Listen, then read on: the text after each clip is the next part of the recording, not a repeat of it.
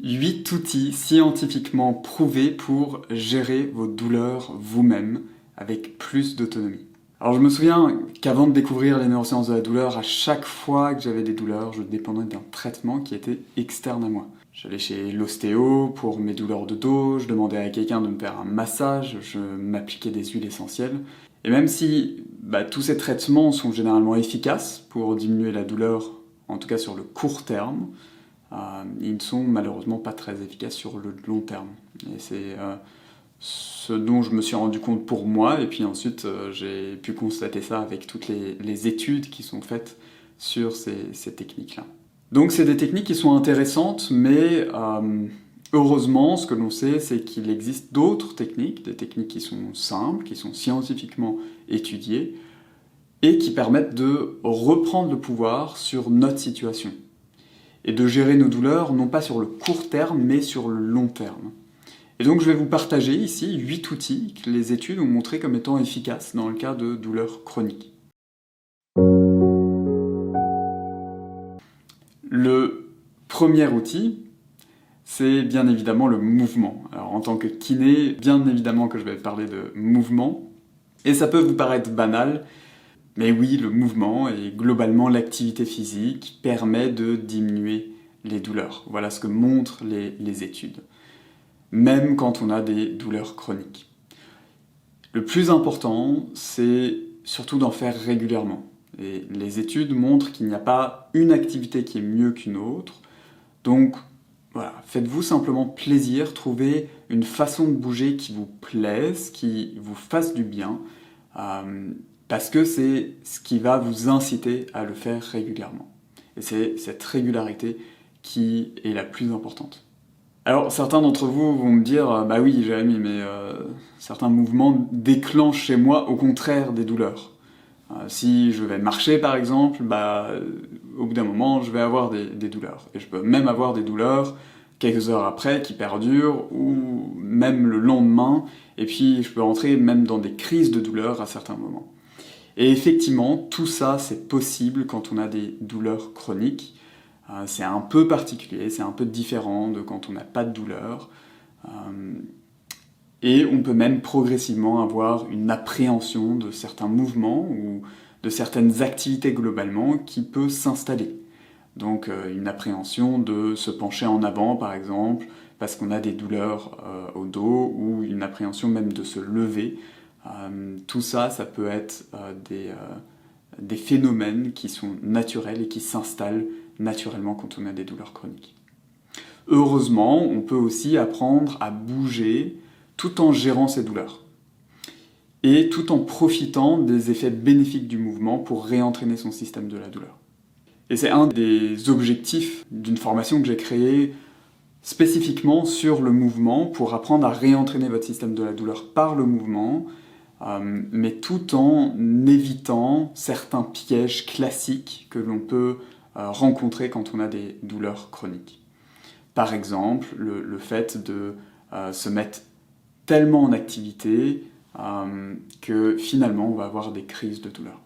Donc c'est un des points fondamentaux finalement qu'on aborde dans les groupes de parole éclore, puisqu'il y a une formation spécifique sur le mouvement pour apprendre à réentraîner le système de la douleur par le mouvement.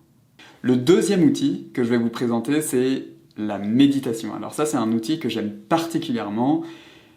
Ça fait bientôt 10 ans que je médite tous les jours. Et je vous avoue que je suis de plus en plus impressionné par la puissance de cette pratique. On peut commencer à n'importe quel niveau. On peut commencer simplement avec 30 secondes, 1 minute par jour. Et déjà ça va avoir des effets bénéfiques. Et ce qu'on voit, c'est qu'au plus on en fait, au plus ça peut avoir des effets bénéfiques. Et donc moi j'apprends encore, ça fait bientôt 10 ans que je le fais tous les jours, et j'apprends encore énormément de choses en faisant ma méditation quotidienne. Alors les études montrent quoi? C'est que la méditation diminue les douleurs et les symptômes dépressifs, et ça augmente globalement la qualité de vie. Donc c'est un outil qui est très intéressant, et on peut travailler sur plein d'aspects différents, comme l'appréhension de certains mouvements dont je vous parlais juste avant, on peut travailler ça en méditation. Le troisième outil, c'est une alimentation saine. Alors, c'est quoi une alimentation qui est saine quand on a des douleurs chroniques? Les études les plus récentes, là je me suis basé sur une étude de 2020 qui a repris tout plein d'études précédentes. Cette étude montre que globalement, il faut avoir une alimentation faible en sucre ajouté et en graisse, et surtout les acides gras saturés. Alors j'imagine que je ne vous apprends rien ici, et si je continuais avec une liste d'aliments qui seraient bénéfiques et des aliments qui ne seraient pas bénéfiques dans le cas de douleurs chroniques, je ne vous apprendrais rien. Pourquoi? Parce que globalement, on nous a rabâché ces informations encore et encore, et donc on sait globalement à quoi ressemble une alimentation saine. Là où ça devient compliqué, c'est de l'appliquer. Pourquoi? Parce que l'alimentation, ça dépend de tellement de facteurs différents, tellement de facteurs qui sont en dehors de ce qu'il y a dans l'assiette. Ça peut être bêtement l'argent que l'on a pour s'acheter la nourriture. Ça peut être notre entourage. Si on a un entourage qui a tendance à manger des chips et des frites et des pizzas, bah, ça va être compliqué de nous mettre en place une alimentation plus saine. Et puis ça dépend aussi de nos envies, de nos pulsions, qui peuvent dépendre de comment on se nourrit en dehors de l'assiette, avec des activités qui nous remplissent vraiment. Donc ça peut être intéressant de réfléchir à globalement comment est-ce que dans notre vie on se remplit, et de travailler là-dessus pour agir indirectement sur l'alimentation. Parce qu'agir directement sur l'alimentation, parfois, ça peut être très compliqué, et c'est normal. Et puis, une dernière chose, c'est que sur l'alimentation, on est tous différents. Et on a tous des envies et des besoins différents, en fonction de notre typologie, mais aussi en fonction de comment on mène notre vie, de quoi est remplie notre vie. Et donc, c'est important, selon moi, de s'assurer que on respecte nos besoins et nos envies, et pas qu'on essaye de se calquer sur l'alimentation de quelqu'un d'autre en se disant qu'on va se faire du bien. Peut-être pas.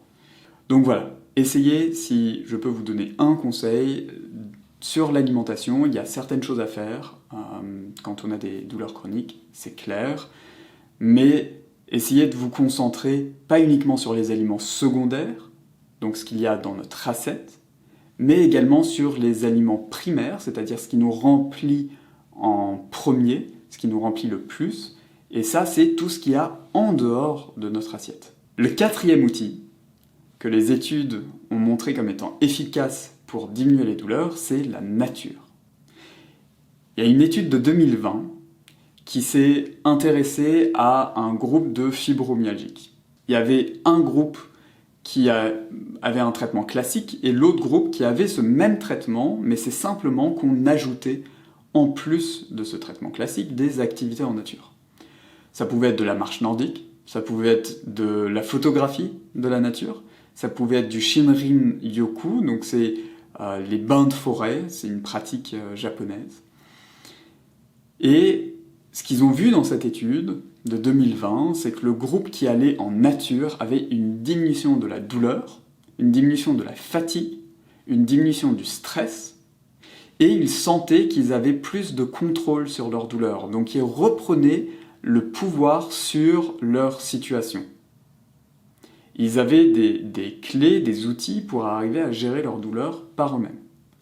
Donc simplement, aller marcher en nature, ça peut être très efficace, et on pourrait entrer en détail sur les mécanismes qu'il y a derrière, mais ça peut avoir un effet très bénéfique sur les douleurs. Ça peut paraître simple, ça peut paraître banal, mais encore une fois, c'est la régularité qui peut changer le tout. Donc arriver à le faire régulièrement, même tous les jours, si vous y arrivez, c'est super. Cinquième outil, c'est le soutien social. Alors oui, souvent, quand on a des douleurs chroniques, on a un entourage qui ne nous comprend pas forcément, parce qu'ils n'ont pas de douleurs eux-mêmes. Ou alors ils ont des douleurs, mais plutôt des douleurs aiguës, donc de temps en temps ils ont des douleurs au dos, mais c'est pas des douleurs chroniques, c'est pas des douleurs qui persistent, et donc ils ont peut-être du mal à comprendre ce que l'on vit. On peut aussi rencontrer des thérapeutes qui ont du mal à comprendre, et tout ça, ça fait que rapidement, quand on a des douleurs chroniques, des douleurs qui persistent, on peut se sentir de plus en plus isolé, on peut garder les choses de plus en plus pour soi, pour éviter d'impacter son entourage, d'impacter les autres autour de nous. Et donc on se sent parfois très seul finalement avec ces douleurs. Et c'est un des objectifs du groupe Éclore, du groupe de parole Éclore qu'on a créé, c'est pour vous permettre d'avoir justement ce soutien qui est juste avec des personnes qui vous comprennent. Pourquoi ? Parce que les études montrent que si vous avez un entourage qui est pas assez soutenant, c'est délétère pour vos douleurs. Ça paraît assez logique. Mais si vous avez un entourage qui est trop soutenant, qui est hyper protecteur, ça a exactement le même effet. Et donc quand on a un entourage qui ne comprend pas tout à fait ce qui nous arrive, ça peut être intéressant de se rapprocher de certaines personnes qui, au contraire, eux, comprennent. Pourquoi ? Parce qu'ils traversent les mêmes difficultés que nous. Et donc, ce que je vois, moi, c'est que dans ces groupes de parole, c'est très puissant d'avoir les interactions entre les uns et les autres, qu'on puisse partager ensemble sur les différentes difficultés que l'on rencontre. Ça fait beaucoup de bien, on se sent moins seul. C'est souvent ce qu'on reçoit des participantes, le retour qu'on reçoit. On se sent moins seul, on se sent compris, enfin, et ça permet d'avoir ce cadre, cet espace pour ça. Donc le soutien social, c'est un élément essentiel, c'est un outil qui fonctionne très très bien selon les études. Le 6e outil, ce sont les habitudes de sommeil saines. Et donc, là, j'ai repris une étude de 2018, où les chercheurs ont comparé un groupe contrôle, qui dormait 8 heures par nuit, à un groupe que l'on mettait en restriction de sommeil pendant 3 semaines. Donc pendant 3 semaines, ils avaient 5 nuits par semaine avec 4 heures de sommeil, et 2 nuits par semaine avec 8 heures de sommeil. Et ils ont regardé leur capacité à résister à des stimulations douloureuses, au froid et au chaud, au cours de ces 3 semaines, et surtout à la fin. Qu'est-ce qu'ils ont constaté dans cette étude ? C'est que les participants dans le groupe en restriction de sommeil étaient beaucoup plus sensibles à la douleur. Et que même avec leurs 2 nuits de sommeil plus longues, ce n'était pas suffisant pour revenir à leur état normal. Donc autrement dit, manquer de sommeil, que ce soit en quantité ou en qualité, ça peut dramatiquement augmenter notre sensibilité à la douleur. Autrement dit, on produit plus rapidement et plus fortement de la douleur quand on est fatigué. Et là, je vous ai mis une étude, mais il y a plein d'études qui montrent la même chose, ça a été beaucoup étudié ça. On sait qu'il y a un rapport étroit entre la fatigue et les douleurs. C'est entre autres pour ça qu'on a créé toute une formation dans l'accompagnement Éclore, toute une formation pour optimiser son sommeil. Pourquoi ? Parce que ça a une action directe sur les douleurs. Et il y a plein d'habitudes saines à mettre en place, il y a plein de choses à changer que l'on peut faire pour optimiser son sommeil assez simplement finalement. Le 7e outil, c'est la respiration consciente. Les études montrent que la douleur augmente la fréquence, le volume de la respiration.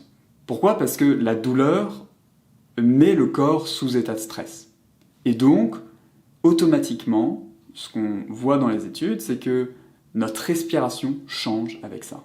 Donc si on inverse le processus, si on se concentre sur la respiration et qu'on l'allonge un petit peu, ce qu'on voit, c'est que ça permet de calmer le système nerveux et donc ça permet de calmer les douleurs. L'avantage d'une respiration consciente, c'est que c'est un outil extrêmement simple, qu'on peut faire n'importe où, n'importe quand, avec n'importe qui, parce qu'il est très discret et qu'on a en permanence cet outil en nous. Et le dernier, le 8e outil que je voulais vous partager, c'est le fait de créer du sens à sa vie.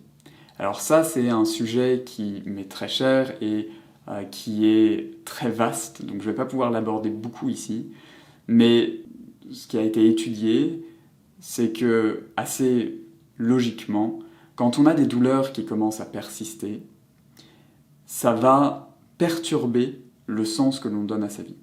Imaginons, on a un métier, par exemple un métier de soignant, on est infirmière, et on commence à avoir des douleurs qui s'installent dans notre vie, qui impactent différents aspects de notre vie, que ce soit l'aspect professionnel, que ce soit l'aspect familial, parce qu'on est plus fatigué, parce que forcément ça va jouer sur nos émotions, on va se sentir frustré, on ne va pas arriver à faire toutes les activités qu'on aimerait dans notre, voilà, s'occuper de nos enfants par exemple. Ça peut avoir un impact sur l'aspect social, donc on aura moins d'énergie, moins d'envie de voir des amis, des copains. Bref, donc quand on a des douleurs qui persistent, ça peut impacter beaucoup de domaines différents de notre vie, et donc ça peut, entre autres, perturber le sens que l'on s'était donné à notre vie.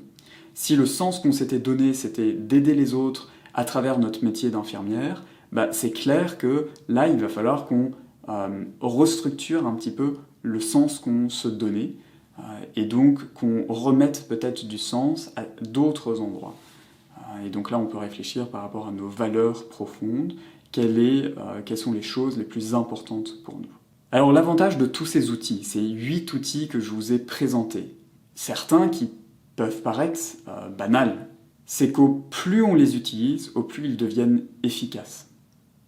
Au plus on va utiliser la respiration consciente, par exemple, au plus on va façonner cet outil-là de telle manière à ce qu'il devienne de plus en plus efficace pour nous. Donc, si vous cherchez des outils scientifiquement prouvés pour apprendre à gérer vos douleurs avec plus d'autonomie, si vous cherchez à reprendre le pouvoir sur votre situation, si vous cherchez à être entendu, à être compris, à être soutenu sur ce processus, sachez qu'on a donc créé cet accompagnement de 3 mois, cet accompagnement Éclore, pour apprendre tous ces outils essentiels et d'autres pour que vous puissiez reprendre le pouvoir sur votre situation. C'est plus de 12 heures de formation en vidéo, c'est des groupes de parole toutes les 2 semaines pour s'encourager, se motiver à mettre en place ces changements dans notre quotidien. Si vous voulez en savoir plus, il vous suffit de cliquer sur le lien dans la description, vous aurez plus de détails. Quoi qu'il en soit, prenez bien soin de vous et je vous dis à très vite.